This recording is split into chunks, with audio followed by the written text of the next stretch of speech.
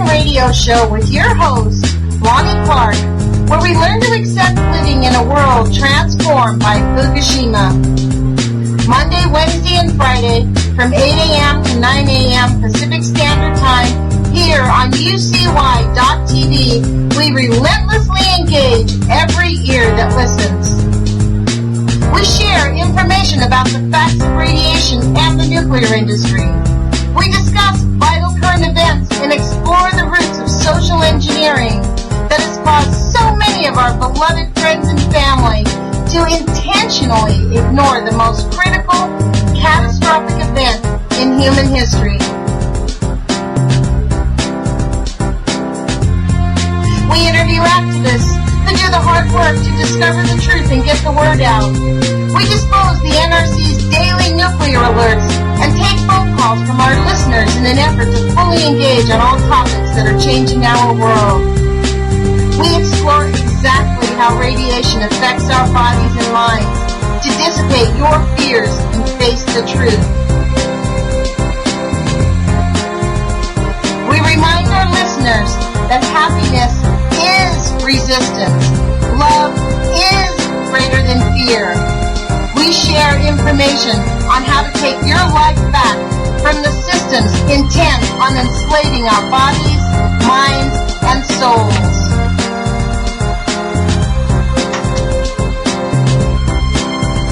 The Age of Fission radio show will create a venue that all will choose in order to actively engage to save our planet from the ravages of greed and indifference.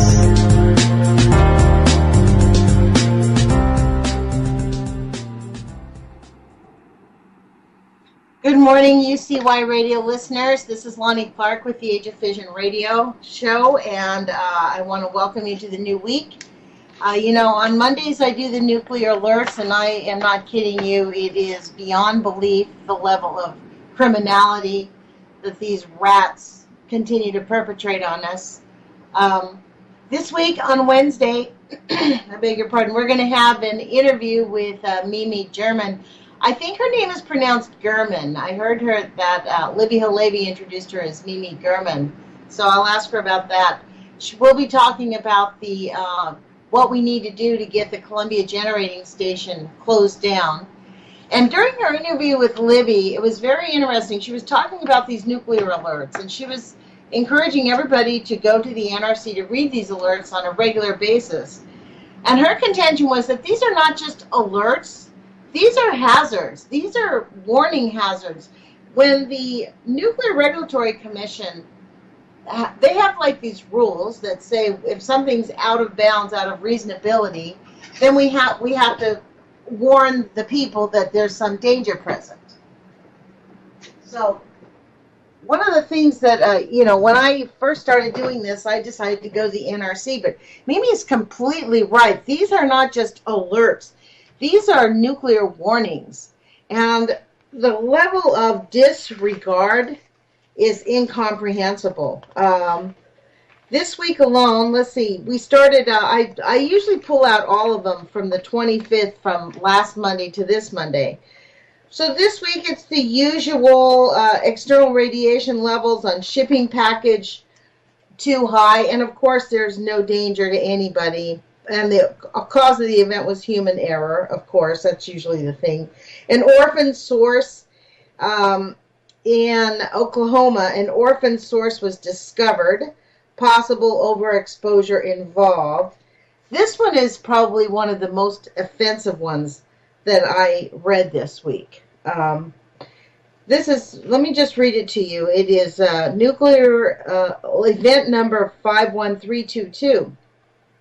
The Oklahoma Environmental Agency Radiation Management Section has been informed on 8/17/2015 that a member of the public was cleaning out a warehouse belonging to Northern Oklahoma College in Enid, Oklahoma on August 15, 2015, when they came across an unusually heavy box. When opened, they found what was apparently a lead pig and about 10 glass vials. I imagine a lead pig is some kind of a technical term. I can't imagine there was like a pig. The pig was not secured, and when tipped over a metal rod approximately 1.25 inches and 3 inches long fell out. A piece of masking tape on the rod was labeled hot and four radium tubes, one broken. One of the workers picked up the tube and handled it for a few minutes before they noticed the radioactive label on the box. At this point, they returned the contents to the box and notified the university. The university does not possess a radioactive materials license. I wonder how they got it. The person who handled the rod is now seeking medical attention, complaining of nausea, dizziness, pain like arthritis in his hands, and blistering on his feet. So, update on this one. This was really amazing. This is what happened to the guy who was complaining. Let's see. Once again, one of the workers who stated that the man who handled the source had been diagnosed with a reaction to mold exposure and given a cortisone injection. The guy got radiological exposure. His feet was blistering, arthritis in his hands, dizziness, and nausea, and they diagnosed him with mold exposure. These are the kind of criminals that we're dealing with, folks. This is why this show, on this radio station is probably one of the few places where we can actually hear about the crimes of the nuclear cartel. And frankly, it is very important to hear and pay attention to it, because if you think this won't happen to you if you get exposure to radiation, you are sadly mistaken. On the larger picture of it all, we have, how I go to the Hill and I read from the Hill. Let me get to this article. This was really infuriating. I'll get back to the nuclear alerts in a minute, but listen to this on thehill.com. Anger builds at EPA over radioactive landfill. This is completely stunning. Many of you probably know about it. Leaders in a St. Louis suburb are urgently calling on top Obama administration officials to quickly clean up a landfill with radioactive waste that they believe could catch fire. Now, they're dragging their feet on something that could catch fire. The EPA has been working for 25 years on the West Lake landfill in Bridgeton, Missouri, which has housed barium sulfite waste from the Manhattan Project since the 1970s. The EPA is still studying the site, still studying it. We're working on it. And considering a wide range of actions to contain the radioactive material under its Superfund program for cleaning severe environmental contamination. But with an underground smoldering fire in an adjacent landfill, check this out, but with an underground smoldering fire in an adjacent landfill, residents and leaders say it's only a matter of time before the flames hits the radioactive waste, potentially sending it airborne and spreading it in an unpredictable way. This is really just outrageous. What we have is an emergency, said Ed Smith, energy director with the Missouri Coalition for the Environment. It's a slow-moving emergency. Just like Fukushima, just like the Columbia Generating Station in Hanford, just like 3 Mile Island, just like Indian Point, just like so many of the nuclear power plants that are completely falling apart. These people they are a disgrace to humanity. Whoever it is that makes these decisions, and they actually don't make decisions, they just keep kicking the can down the road. And honestly, it's up to us to put pressure. Residents have been working closely with Senators Claire McCaskill, Democrat, and Roy Blunt, Republican, and Representatives Lacey Clay, Democrat, and Ann Wagner, Republican, who have written multiple letters and taken other action to put pressure on the Obama administration to take care of the problem. But they're not taking care of the problem. We have a potential disaster sitting in the midst of America, and there's Although, why should we expect them to do anything different? Look what they did with the whip. The whip is still out of control. Angered at what they see as the EPA's slow movement on the matter, local leaders want the Army Corps of Engineers to take over as the lead agency overseeing the radioactive waste. The Army Corps oversees the formerly utilized site's Remedial Action Program, FUSRAP, F-U-S-R-A-P, FUSRAP, which is in charge of remediation for many radioactive contaminated sites that resulted from the Department of Energy programs and research. It is helping the EPA currently, but it is not the main agency. That includes numerous sites in and around St. Louis that were discovered in the early 1990s to have waste that was illegally dumped by Mellencroft Inc., which enriched uranium for the Manhattan Project. So we had illegally dumped waste dumped all over St. Louis. Given that this is a problem that began with the federal government, we believe that the Corps of Engineers is the best suited entity to handle the Westlake landfill, said Smith. This is outrageous, you guys. I don't know how you feel, but when I come across a story like this, my hair stands up on the back of my head. We have radiological emergencies happening in our country, and our government refuses to actually take action. They're like, yeah, we're working on it. We'll just wait to see how many people get sick, how many people die. And then this man in this emergency, this really angered me when I read this on this guy. They found an orphan source. This was the other thing about this, going back to this thing in Oklahoma, this alert number 51322. Turns out that the university was not even, they weren't licensed to have radioactive waste. So how did they get it? And then a person stumbles across it and he gets diagnosed with mold exposure and given a cortisone shot, when what he really had was radiation exposure, and that fucker's going to die. He's going to have something horrible happen to his body because there is no known answer to remediate for radiation exposure. I'm going to go back to this story because it's really amazing. Let's see. The EPA also says the situation is not as urgent or as dire as some have made it out to be. The landfill garbage, Whitley said, is not actually on fire, but only smoldering, a common occurrence. And the agency does not believe local residents are at an immediate risk. So they're going to wait for the immediate risk to happen. We have yet to find issues that indicate that anything at the landfill site will cause exposures to anyone in the community, he said. The EPA proposed in 2008 to require that radioactive material be permanently capped.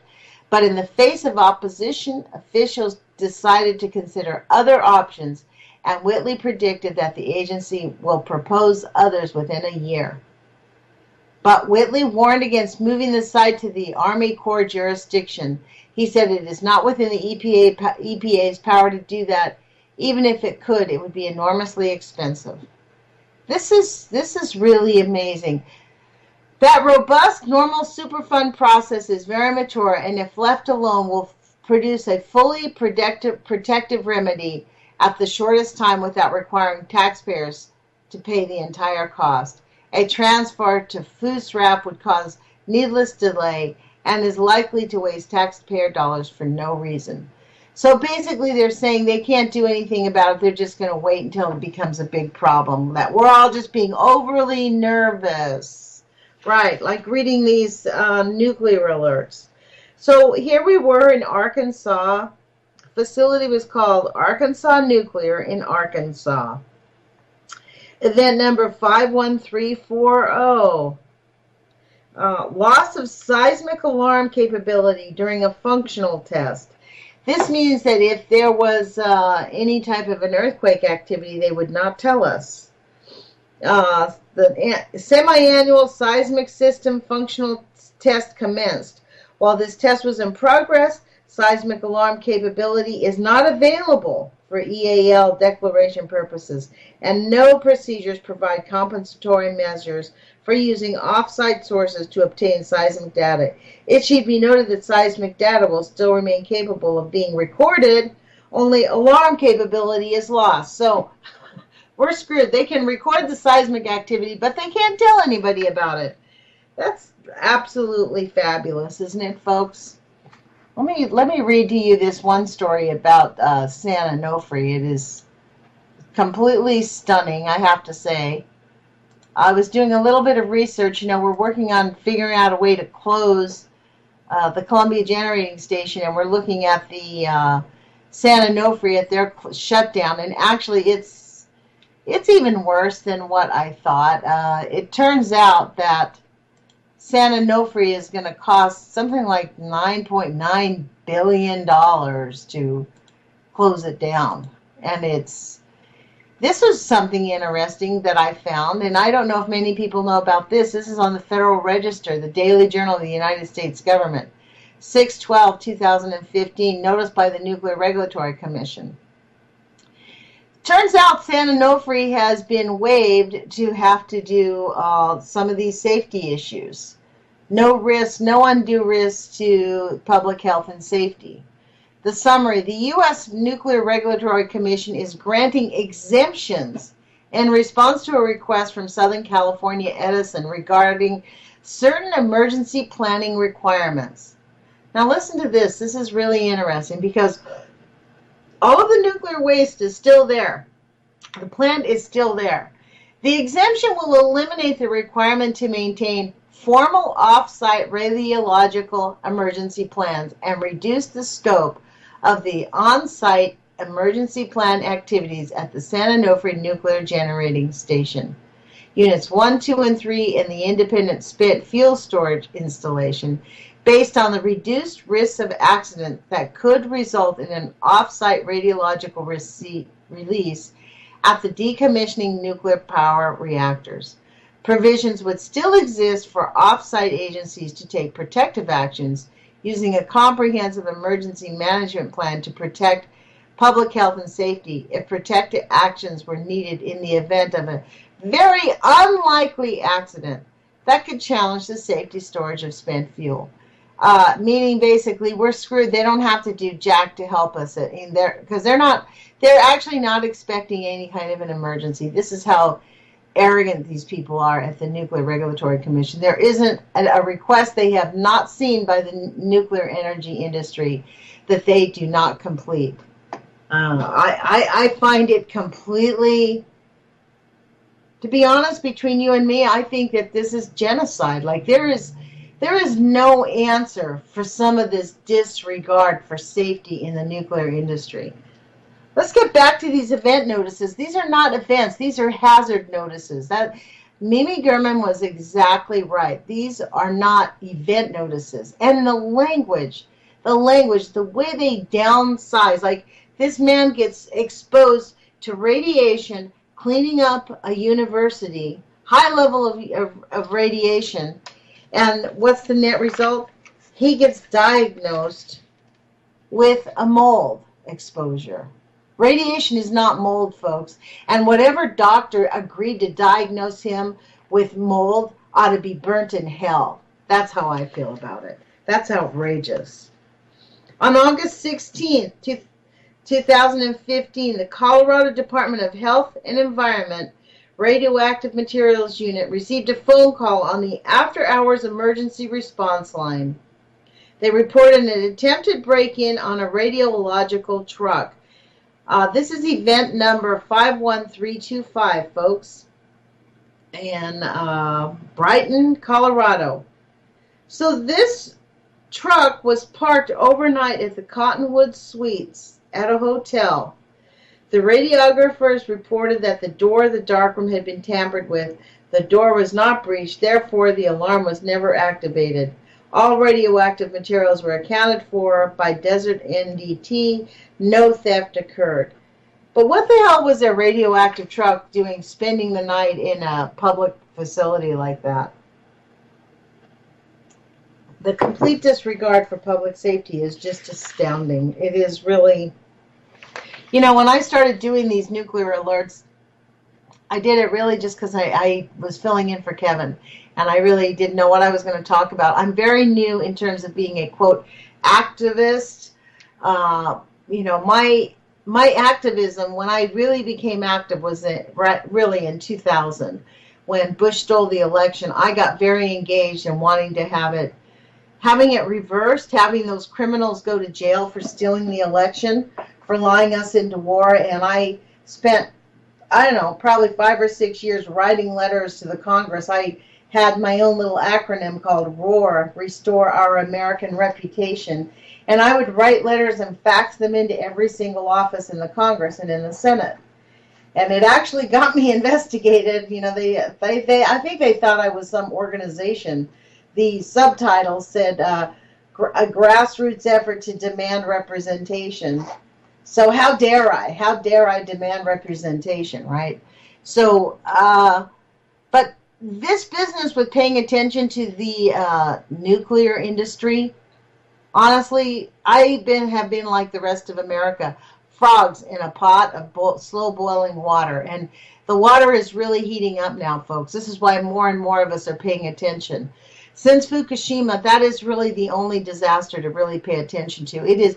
Can any of you actually believe that we have at least three nuclear power plants in complete meltdown that are just 100% being ignored by the governments of the world?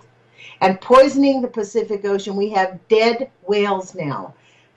Huge, gigantic, massive ton whales washing up on beaches to the point, and they're saying, gee, they don't know what's wrong with them. We know what's wrong with them. Just like this man who got he got arthritic symptoms and vomiting, nausea, feet itching. His feet were burning. And he got diagnosed with a mold exposure. That's what they're going to do to us. Being diagnosed with a mold exposure, or you have a cold, or there's some plume or something that's gone on in your body. It's your fault. It's not our fault. The Nuclear Regulatory Commission is not going to be held accountable. The nuclear agencies are not going to be held accountable. In the United States, we have something called the Price-Anderson Act. And what that does basically is it holds any individual or any corporation not liable for any mistakes that they make knowingly or unknowingly. To the point where, check this out. I mean, I think I talked about this, and I wanted to pull this out because it was really stunning when I was looking up San Onofre. I'm just going to read it from the Wikipedia page, which, you know, if you know Wikipedia, Wikipedia is written by the proponents of whatever it is they're reporting on. Like, anybody can contribute. The fact that this was left on Wikipedia talks to you about how absolutely disregarding to human safety they are. The San Onofre station had technical problems over the years. On July 12th, 1982 edition of Time magazine, it was stated, the firm Bechtel, the criminal firm Bechtel, I added the criminal part, the firm Bechtel was embarrassed in 1977 when it installed a 420-ton nuclear reactor vessel backwards at San Onofre. They put it on backwards, folks, in 1977. How do you put on a 420-ton reactor vessel backwards? The gross incompetence of that happening. And these are the people that we are supposed to trust to take care of us in the event of a safety hazard. I mean, the complete disregard for human life is astounding. So, look, I'm going to move on from that. I just wanted to read that to you since I made mention of it last week. I didn't quote it all correctly. And what I also do want to talk about, we have 2 more pages of these nuclear alerts. I'm going to tell you what, it's been a busy week for the nuclear alerts, but it's, you know, unanalyzed condition for a postulated fire. In preparation for transitioning the plant hatch fire protection licensing basis from 10 CFR 50.48b. They use all this technical language so that we can't read it. The updated analysis has identified circuit configurations in 4 fire areas where an Appendix R postulated fire could impact the ability to achieve safe shutdown conditions. So this is in Hatch, Georgia, at the power reactor in Hatch, Georgia. Essentially what they're saying is they've discovered that they do not have the capability to be notified if there was a fire. While this represents an unanalyzed condition for Appendix R, the described scenario presumes a fire has occurred in fire area 1105. The thing that makes me creeped out about this thing is they're not telling us if there was a fire. The way that the NRC reports and lies on it's the 90% rule, folks. They stick to it 100% of the time. They underreport the negative effects of radiation by 90% and deny that radiation causes harm. So when they're talking about having a fire presence and having the ability to tell us whether there's a fire or not, I come at it with this idea. Did they have a fire? Maybe it makes me think that they did have a fire. I don't trust them as far as I could throw them, to be really honest. When I'm reading this update, it goes on. They have updates and updates and updates on this one thing for 1, 2, 3 pages. Update on 8/25 from John Mitchell to Jeff Herrera. In preparation for transitioning the Hatch Fire Protection Licensing Basins from 10 CFR, an update to the Plant Hatch Appendix R safe function analysis has been performed for the diesel building.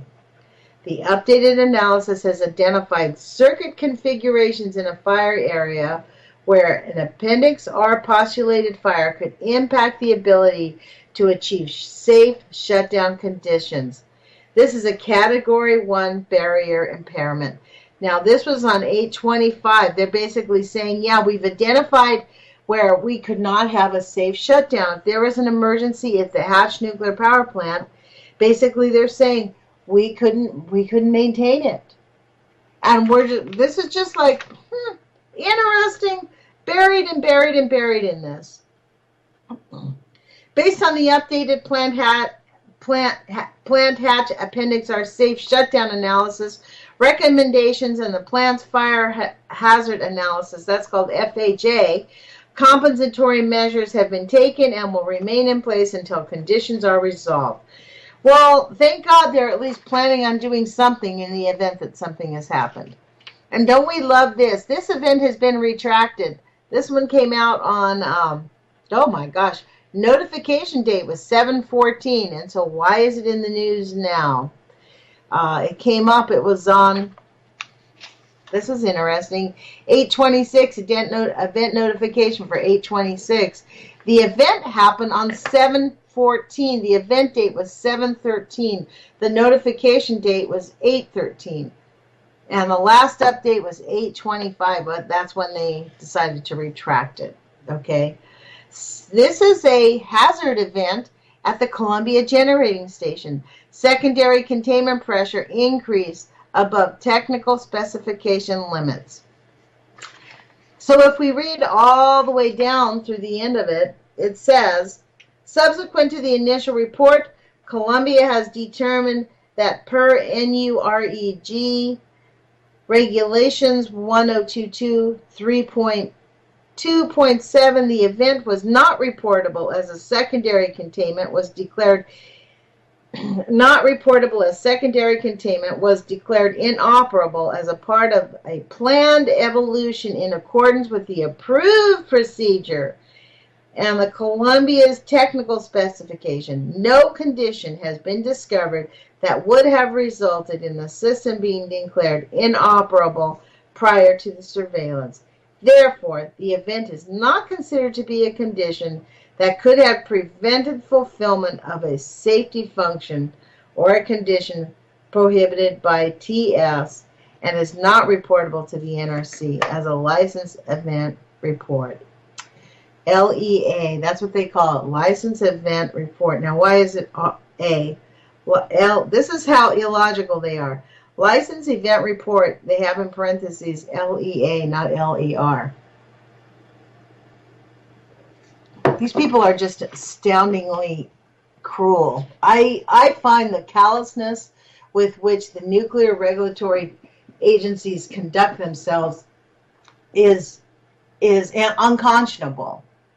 Getting a doctor to say this man who was exposed to radiation had a mold exposure.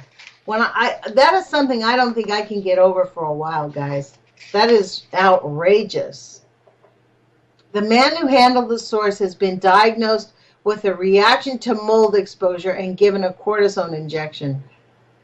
He was reportedly much better and has returned to work. Don't worry, move along. You'll die of cancer in 5 to 10 years at best. So we have another event at the Middlesex Hospital in Middletown, Connecticut, where somebody was exposed to additional levels. The calculations show that 60% of the dose was delivered to the left lobe of the liver. However, most of the patient's tumor burden is localized to the right lobe. Therefore, no additional Y90 administration is necessary. These are the cruelest reports. They're like Mengele. They just report things as if it's no big deal. They don't understand that these are people's lives. This is an open source found in a garbage truck. We're still on notification dates from 8/26. There was 9 of them, and ironically, just like we would expect, on Mondays and Fridays, there's a lot less reporting that goes on. So again, we have radiography camera source retrieval. So they found radioactive waste in a garbage truck containing radon-226. Exposure rate was 60 mR per hour. Millirems per hour on contact with the truck. Based on measurements, activity was estimated to be at 10 MCI, millicuries. The U.S. DOT was contacted and approved issuance of a DOT special sanitation, where the hired contractor sorted the load and found small radium source. No information identifying the source was available. It had been adequately shielded and secured at the site pending disposal. Wow. No mention of the human being who was involved. None. Zero. So, this is really the shock of it all, folks. Like, I honestly can't get over this. That these people, I've been doing this radio show now for a month, and I want to thank everybody who has been listening and contributing to my radio show and bringing information out, because as we're seeing every single week, I don't know if it's getting worse, but maybe we're just discovering it. They're doing what they've always done, the complete gross negligence of safety. Like this article, this thing St. Louis, Missouri. And they've been working on it for 25 years at the Westlake landfill in Bridgeton, Missouri. How many people in Bridgeton, Missouri now have cancer, or their children, or have had spontaneous abortions, or been sterile and not been able to get pregnant, or their children have autism, or they have diabetes? And none of it is related to the nuclear reactor waste. None of it. The cruelty that happens is really, honestly, just beyond comprehension, if you ask me. I do not know how these people live with themselves. In this article, we're talking about Claire McCaskill and these other senators getting actively engaged. Senator Roy Blunt and Senator Claire McCaskill working really hard to take care of this problem for their constituents. And the EPA and the federal government are like, well, it's not that big a deal. You guys are nervous over nothing. Joe Biden's son dies of brain cancer, and it's no big deal. So when the vice president's son dies of brain cancer, and nobody there even takes a half a look at the radiation, how do we expect them to even give a flying fuck about any of us here? And the fact is, they don't. They don't care about us. So it's up to us, for us to decide that we care about us, and that means that we need to get actively engaged.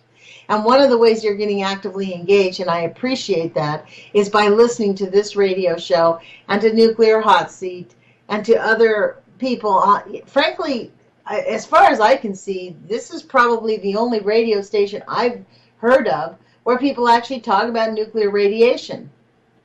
The SGT reports on it. He put up a report yesterday showing, Kevin put out a video yesterday basically declaring straight up that Sendai is having a partial meltdown. Well, anybody who even follows Miss Milky the Clown, she did an awesome video yesterday on the YouTubes that basically, I don't know where she got it, but it was a video of the Sendai nuclear power plant with a little leak, a slow leak spewing out of the top of it with the security guard standing there.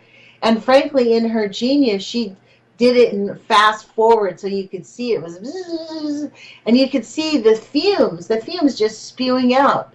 So something at the Sendai nuclear power plant in Japan, since that typhoon hit, there is a massive problem there that they are trying to fix. They consider it small because in comparison now, I guess, in Japan, they've got Fukushima, which is a gigantic concocted mess, like beyond comprehension. They can't even get anything in it to take a look at it. It's only getting exponentially worse because Japan definitely does not have the resources to manage it on their own.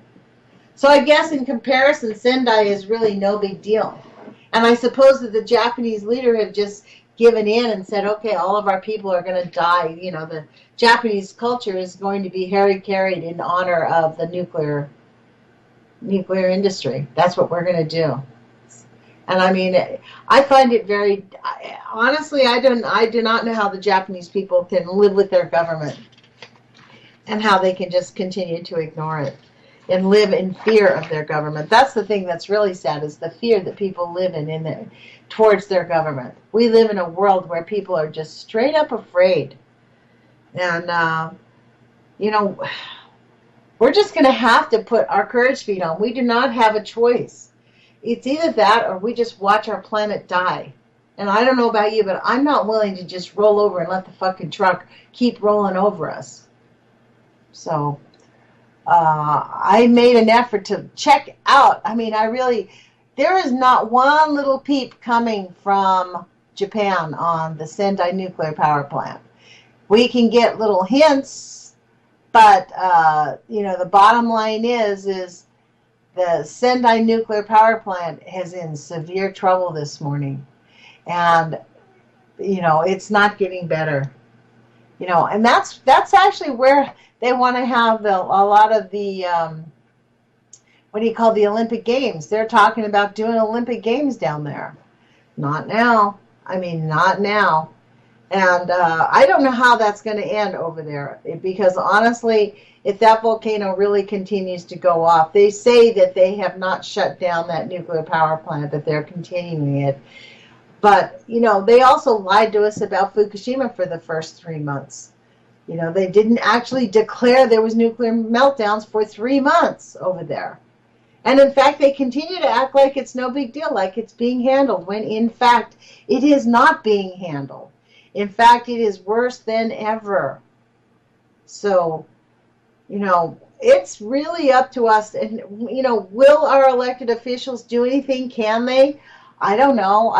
It doesn't seem like it. Here's Claire McCaskill, who is what I consider to be pretty much a blue dog dam, and Roy Blunt, a Republican, working together to get something done in their own state. And the EPA is like, you guys are overreacting. It's not that big a deal. These things, they always have this. This is no big deal. We've had it for 24 years. It's not going to harm anybody.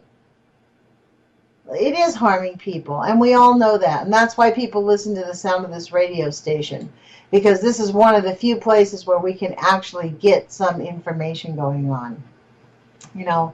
San Onofre, what did they say it's going to cost? Something like $7.57 billion. That's what they think it's going to take to actually shut it down, to work on it. So, It's a fat cash cow. These nuclear reactors, there is no real safe way. They have no idea how to shut them down safely. And, for people to just pretend like those people are knowing what they're doing, I mean, as far back as they put this stupid thing on backwards in 1977. They were willing to ignore that they had a partial meltdown before they shut them down. They were closed. The government came in and shut them down pretty quickly. The surrounding population around San Onofre is gigantic. We think we have a big problem at Fukushima. We have a big problem. We have big problems around all of our nuclear reactors, folks. None of them are in good shape. The licensees, they all want to extend it. They don't want to pour any money into them. They're doing it on the dirt cheap as much as they possibly can. Let me get back to these event notifications. I think I'm going to start calling them hazard notifications. So we talked about the orphan source found, and that was in New Jersey at a trash dump site. Then there's another one. Here's another agreement state report. Irradiator source racks failed safe on 8/18. The event date was 7/21. How do you like this? They don't tell us on 7/21 was in the event when the event was told. They notified the government on 8/18. California Radiation Control Program, Sturgenics International Inc. in Hayward, California.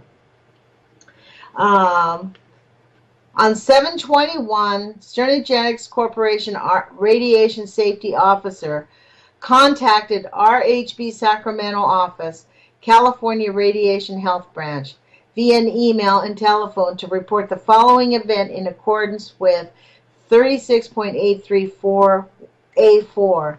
His email stated the following: last night at approximately 12:11 a.m. at Sturgenics Hayward facility, the pneumatic cylinder used to raise one of the two source racks failed to function as designed. The failure did not cause a stuck source, nor was there any risk of exposure to any individual as a result of this failure. So I guess what they're telling us is that this equipment is failing, but don't worry, it's not so bad. In the interim, the facility will not commence operations until repairs are completed to the hoist and approval to commence operations is granted by the corporate RSO and corporate engineering. At least these people have stopped operations, and that's because probably it's a private company. I don't know.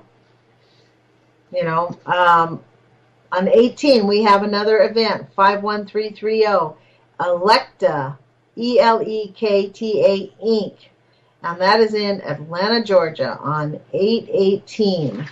Notified the government on 8/19. Flexitron source lodged in ruler check.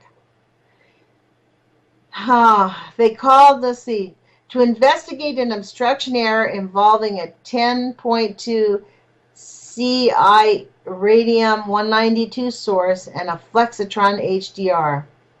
The facility was using a micro-selection source position check ruler to check the source positioning of the Flexitron source.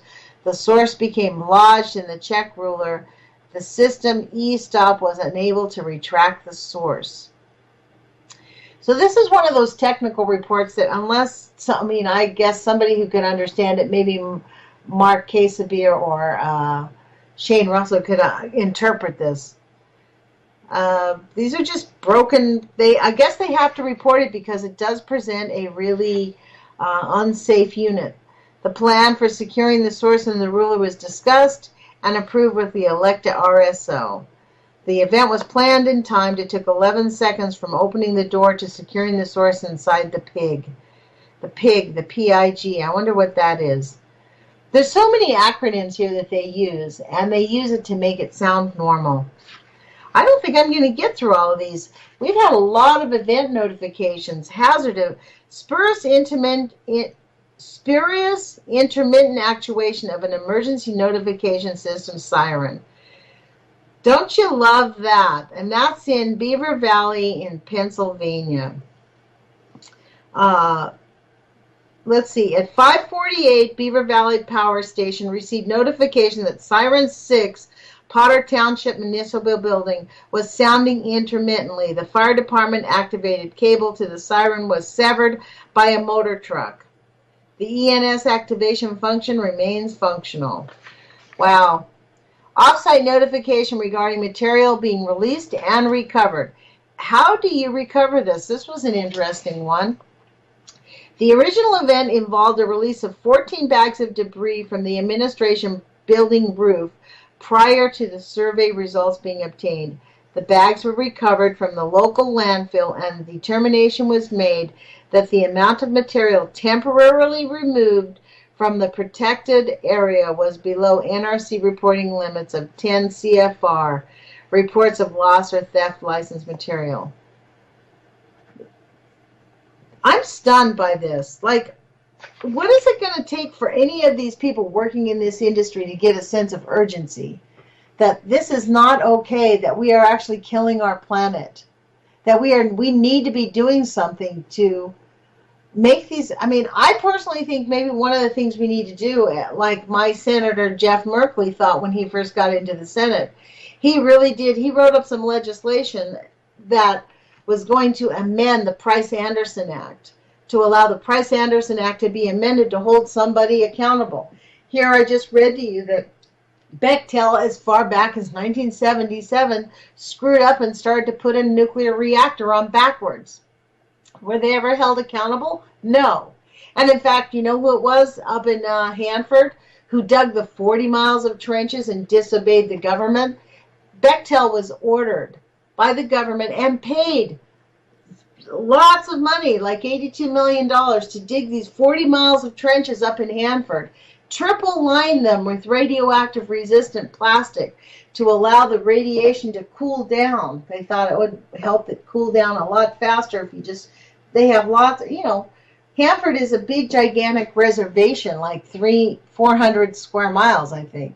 So they could actually, they thought, we'll just dig these big trenches, triple line it, pour the radiation in there and let it cool down for 40, 50 years. It'll make the cooling process quicker.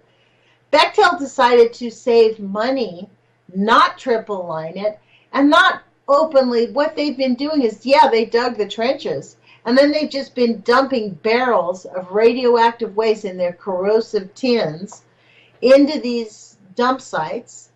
And because they were just in these barrels, it started leaking.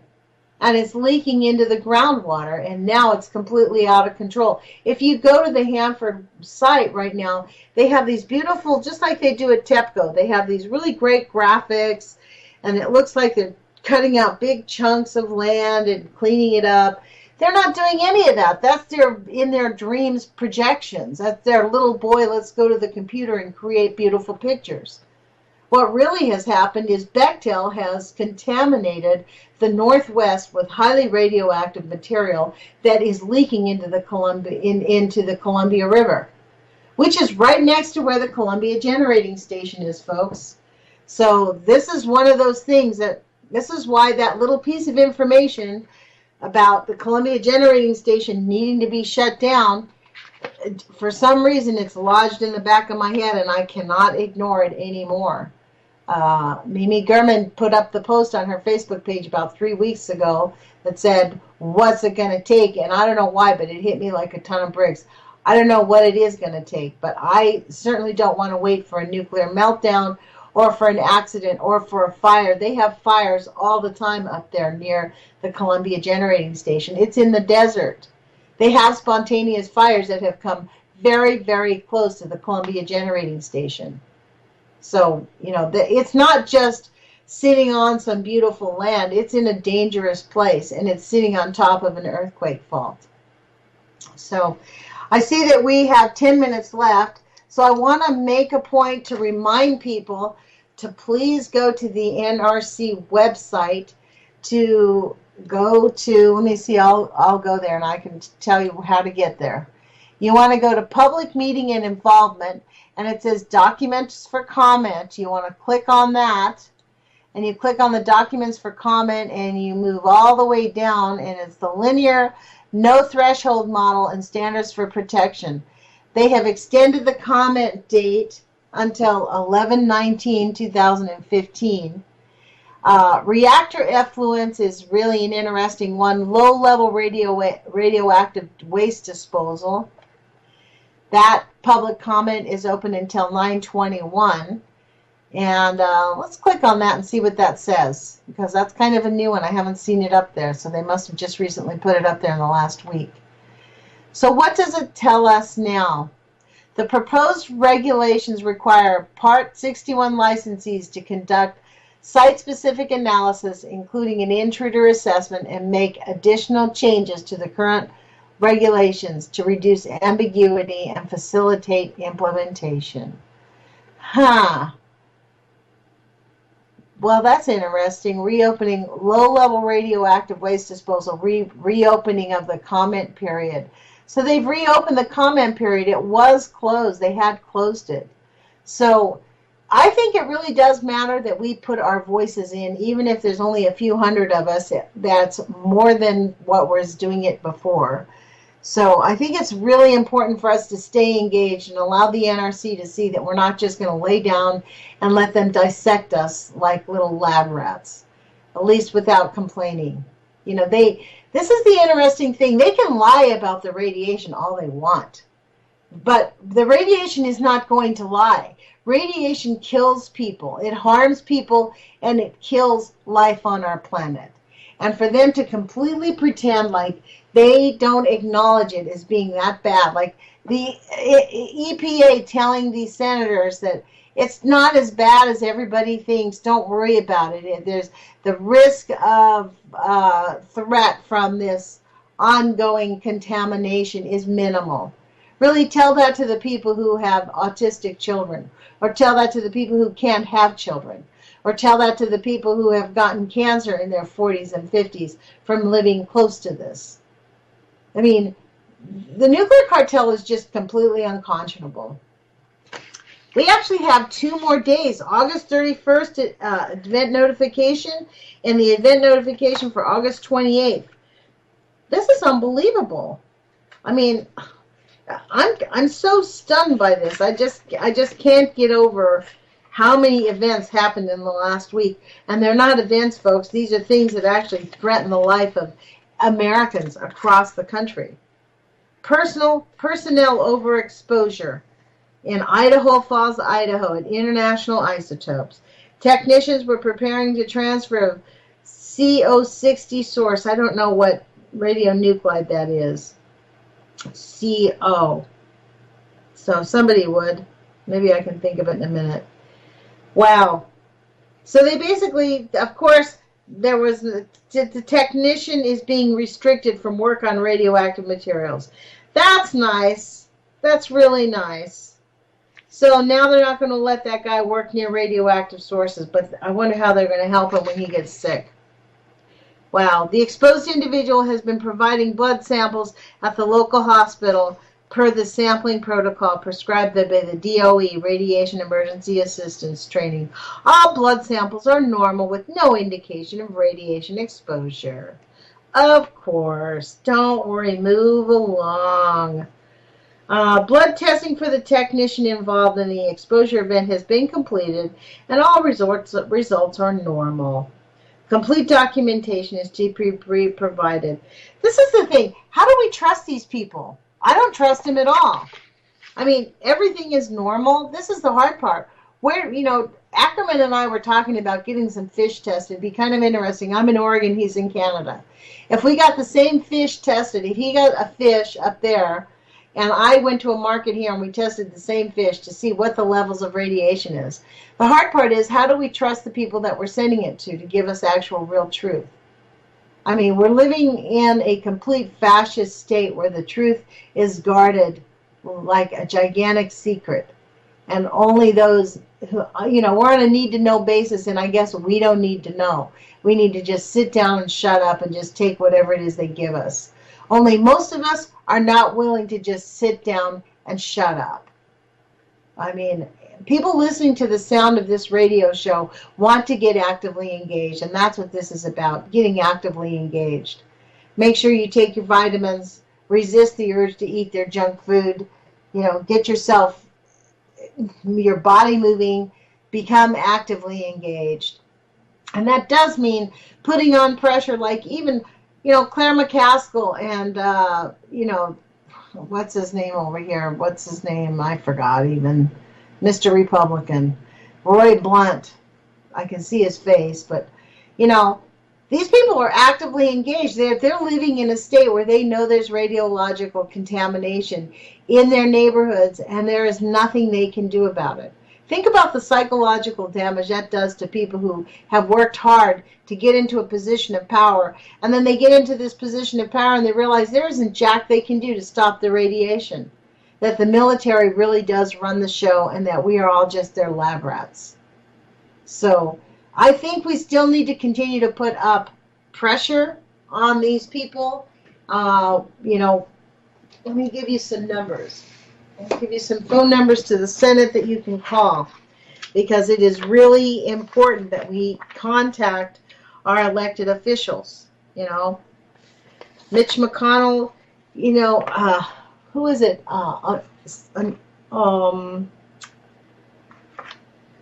Onofre, what's his name? For goodness sakes, I could probably go down the list of names, but the man who is running the energy department, the energy committee for the Senate right now, the man who stood inside of the Senate and basically held a snowball and said that there is no global warming. James Inhofe from Oklahoma, he is the head of the energy committee. And he is the person one of the people that we can call to put on pressure. Same thing with David Vitter in the House. These are the people that are protecting the Nuclear Regulatory Commission. Besides your own elected officials, we need to be calling these people and telling them that we want hearings. We want to know what's going on. We want to close down the Columbia Generating Station. We need to close down Indian Point, which is leaking tritium, and they're trying to tell us that tritium is good. We definitely need to put our comments in at the Nuclear Regulatory Commission about the hormesis, non-hormesis. I think that they've extended the comments so that their buds in the nuclear industry can put in enough comments to offset our already comments. I'm sure that many of the people that listen to this radio show have already gone on and made their comments. But I suggest that we need to keep doing it. For myself, I'm glad because I haven't really had a time to walk through the streets of Eugene, Oregon to get those signatures. I definitely am going to be doing that, especially now that we have time through November 19th. So on Wednesday, I will be interviewing Mimi Gurman. I think her name is Gurman, not German, the way I've been saying it. Sorry about that, Mimi. We'll be talking about the Columbia Generating Station and getting it closed down. It is really an urgent issue. It is in a near catastrophic state. It is not functioning correctly. They don't want us to know the sad state of affairs that every single one of these nuclear power plants are in. We are being exposed in America to high levels of radiation to the point where the Nuclear Regulatory Commission just wants to change it to say, hey, since we can't beat them, let's join them and let's just pretend that radiation's okay for us. Well, radiation is not okay, and we're not going to let the Caligulas win. They are going to, suffocate under the weight of their own power. That's what I think. And we need to continue to poke them in the eyes and continue to fight back. So I want to thank everybody who has been listening. And, I encourage you to listen to other radio shows on this station because this is the only place where we will get real information about what's going on with the nuclear industry. So